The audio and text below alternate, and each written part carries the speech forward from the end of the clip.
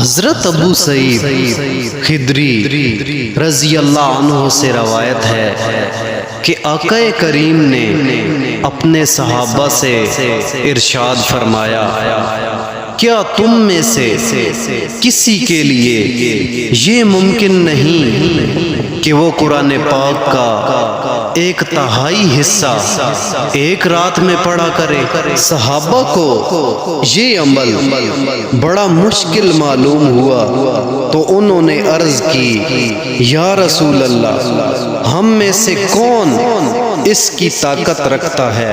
تو حضرت صلی اللہ علیہ وآلہ وسلم نے ارشاد فرمایا، قل هو اللہ احد اللہ الصمد، یہ قرآن پاک کا 1/3 حصہ۔ اللہم صلی علی سیدنا و مولانا محمد وعلی آلہ وسلم۔ جو شخص یہ درود پاک پڑھے گا، اگر کھڑا تھا تو بیٹھنے سے پہلے، اگر بیٹھا تھا تو کھڑے ہونے سے پہلے، اللہ تعالی عز و جل اس کے تمام گناہ معاف فرما دے گا۔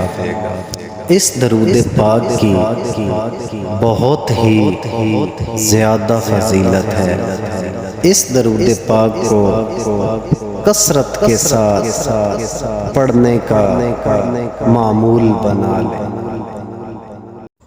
ذاتی مقام، پلاٹ، زمین و جائیداد کے حصول کے لیے جو شخص ہر نماز کے بعد 3 مرتبہ یہ دعا پڑھے گا تو انشاءاللہ عز و جل اللہ تعالی اس کا یہ مقصد پورا فرما دے گا۔ بسم اللہ الرحمن الرحیم، وَلَقَدْ مَكَنَّاكُمْ فِي الْأَرْضِ وَجَعَلْنَا لَكُمْ فِيهَا مَعَائِشَ قَلِيلًا مَا تَشْكُرُونَ۔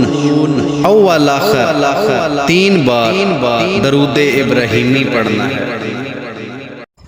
حضرت علی المرتضیٰ شیر خدا سے ایک شخص نے سوال پوچھا کہ یا علی، میں بہت کوشش کرتا ہوں کہ صبح فجر کی نماز پڑھوں، پر مجھ سے اٹھا نہیں جاتا۔